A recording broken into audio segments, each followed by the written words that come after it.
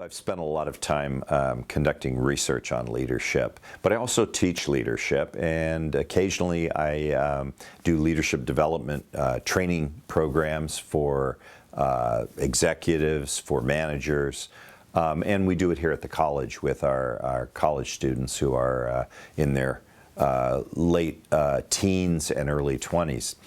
And one of the things that I've learned from the research, and in terms of leadership development, what are the kinds of things that you can do as an individual to put yourself on sort of a self-leadership development path? What are some strategies that you can use?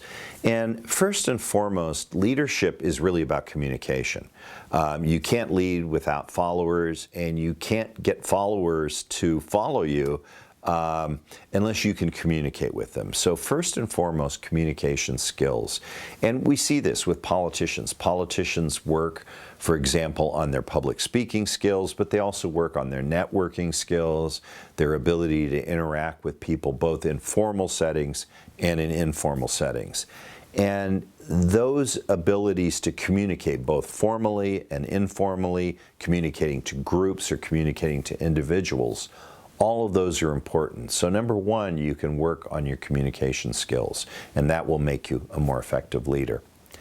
Second, I think it's really important, and this is why there's an emerging discipline of leadership studies, it's important to understand something about the dynamics of leadership. It's important to understand something about theories of leadership, because the theories of leadership give you a framework that will guide your own leader behavior.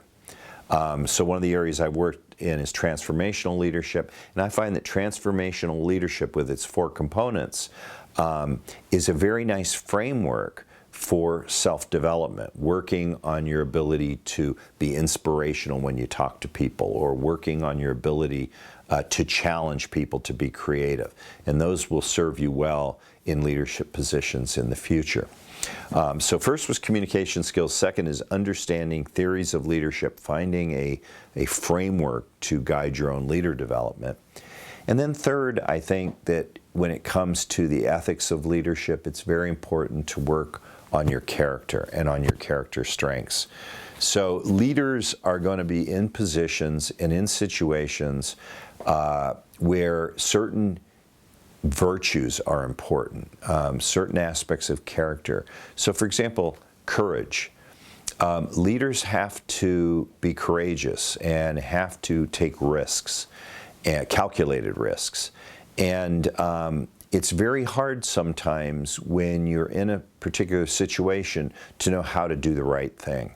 And if everyone is doing the wrong thing, it takes courage for the leader to stand up and say, hey, you know, we're doing the wrong thing and we need to stop. And also from the follower perspective, from being a good follower, it takes courage to stand up to your leader to say, hey, we're doing this incorrectly. We need to stop and we need to do this differently. Or we're potentially doing something that's unethical and we need to stop this.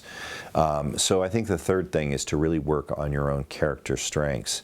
And there are other virtues that are important in terms of character strengths. So just briefly, emotional control, what we call temperance, learning to not fly off the handle, not get angry, to get your emotions in control. And that's really a part of emotional intelligence.